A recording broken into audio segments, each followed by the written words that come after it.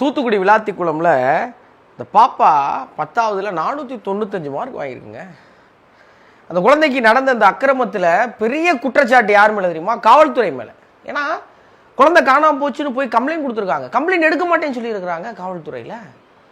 தொடர்ந்து எல்லா பெண்களுக்கு எதிரான உமன் அபியூஸ், சைல்டு அபியூஸ் கேஸ்லாம் பேசிட்டே இருக்கிறப்போ திருச்சியிலேருந்து ஒரு பொம்பளை பிள்ளை சென்னைக்கு படிக்க வந்திருக்கு.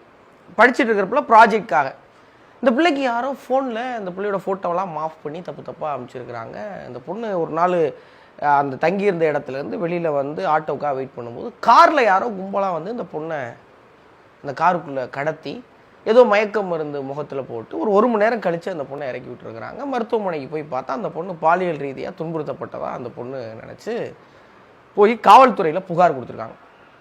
இப்போ காவல்துறை ரொம்ப துரிதமாக செயல்படுறாங்க. அந்த பொண்ணை காரில் கடத்த சொன்னப்பட்ட இடம் மருத்துவமனைலாம் தேடி பார்த்தா அப்படி சம்பவம் நடக்கவே இல்லை. அப்புறம் அந்த பிள்ளைகிட்ட போய் விசாரிச்சா தெரியுது அந்த பொண்ணு இல்லைங்க படிக்கிறதுல நிறைய ஸ்ட்ரெஸ் இருக்குது, அதனால் சும்மா கம்ப்ளைண்ட் கொடுத்தேன்னு சொல்லியிருக்கு.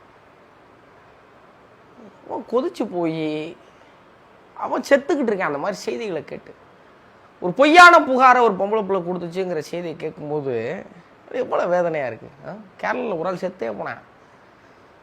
இப்போ காவல்துறையில் அடுத்து இந்த மாதிரி ஒரு கேஸ் வரும்போது அவங்க அதை அணுகிறதுக்கு முன்னாடி இதை அவங்க மனசுக்குள்ளே வராது. கையெடுத்து கும்பிட்றேன் எப்பயுமே யாராக இருந்தாலும் சரி, இப்போ ஆம்பளையோ பொம்பளையோ யாரோ ஒரு ப்ரிவிலேஜ் கிடைக்குது அப்படிங்கிறதுக்காக அதை துஷ்பிரயோகம் பண்ணுறது இருக்குல்ல, வேறு சிலருக்கு பாதிப்பை ஏற்படுத்திடும். உண்மையிலே பாதிக்கப்பட்டவங்களுக்கு நீதி கிடைக்காம தெருவில் நின்று போராடிட்டு இருக்காங்க.